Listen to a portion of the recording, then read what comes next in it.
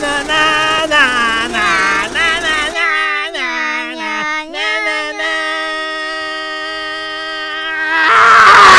back to another episode of Jurassic Mark and Son at the movies.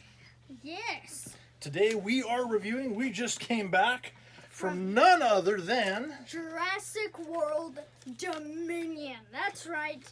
Proof. Woo! And I have 3 words to describe. Well, I have 3 first words to say. I was going to say only 3? I have, yes. 3 words. Okay, 3 let's hear words to describe Dominion, and then we'll go into different scenes and stuff. An absolute masterpiece. I loved it, okay? It was the best. I loved it. It was amazing. It was pretty human plot heavy, so I'm kind of surprised to hear that, you know. But there were plenty of dinosaurs, and go ahead. No, you go first, and then I'll give mine. Honestly, I wasn't expecting heavy spoilers ahead. I wasn't expecting giant locusts to are about to destroy the world. I didn't know that would happen. I don't know what I just did with my hand there. That's okay. Really weird. Alright, on to you. Be sure to like and subscribe, or I will set these raptors on you. Hey! What did I just say? This movie did a good job of making everything come full circle. Because the bad guy in this movie... Dodson! We've got Dodson here! You'll recognize from the first film.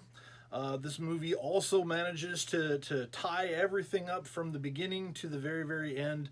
So it's almost believable that they will let this multi-million, multi-hundred million, billion-dollar franchise end with this film. That's not going to happen. They're just going to make too much money off it. The dinosaurs themselves, well, it was fun. There were lots. The Atrociraptors. Atrociraptors were the ones that I had the hardest time with because it was almost like the animators. It's not like they didn't do as good a job with animating them, the raptors, like they did with Jurassic Park 1, 2, and 3. Yeah, they were more like DC supervillains in the fact that they were so nutty, crazy fast. It was like they had superpowers there. I have something to say. So in the movie, we are introduced to the Atrociraptors kill somebody who's being pointed at a laser. Sound familiar with the Indoraptor? I mean, seriously, you had to use the same thing twice in 2 movies. I mean, seriously. Well, there were lots of callbacks in the film. There were lots of callbacks to the logo of the film and to the other films of the franchise. And but yeah, like I said, it was not just the fact that the Atrociraptors had this ridiculous speed, like I said, like DC supervillains. It was the fact that they were animated in such a way, it was like the animators, they didn't have the same computer animators that they had in Jurassic Park 1, 2, and 3, or even in the previous Jurassic World. It almost felt at certain points like you were looking at Ray Harryhausen. Call back to Harryhausen and the Harryhausen dinosaurs of the 50s and 60s. That being said, I'd say about half, maybe 45% of the film kind of had that feeling like the animators could have done a better job with the computer graphics. Still, it was nice. It was enjoyable. There were some predictable Deus Ex Machinas, which were necessary for the heroes to survive, you know, the horrific events that they were facing. But it was still enjoyable. The mystery of Masie is answered. We get all the questions and the complete comeback around. All in all, I'd say it was a good film and it's worth seeing. Yes, I do agree with a lot of your points with the Atrociraptors. I mean, seriously, just use normal Velociraptors. You don't have to introduce... You didn't have to introduce a new type of Velociraptor for one single scene. One single scene! Well, if anybody has ever seen... It was kind of famous for the previews, right? Them running through the streets of Malta and them chasing after Owen while he's on a motorcycle. If you've ever lived long enough to be in a car and to be on the road with a motorcycle, you know that if that motorcycle decides that it's going to leave you in the dust, it's going to leave you in the dust. And the fact that Owen, an experienced motorcycle driver, couldn't get away from the DC supervillains called the Atrociraptors was kind of... But even that being said, it was still enjoyable.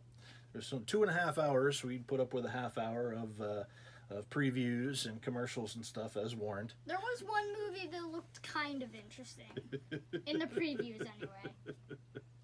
So that's it. We give it a thumbs up.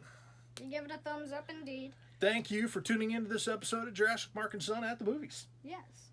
The Giga death was also awesome. Oh, right. He loved the way the Giga was killed. Yes. When, even more heavy spoilers ahead, when the Giga fought the T-Rex and Therizinosaurus, that was definitely my favorite scene in the entire movie, was when the Giga fought the T-Rex, then the Thera fought the T-Rex, and the Giga ended up impaling itself on the Thera spikes. Wait, no, As the T-Rex charged it and pushed it into the Thera spikes. But that was definitely my favorite scene and definitely my favorite kill.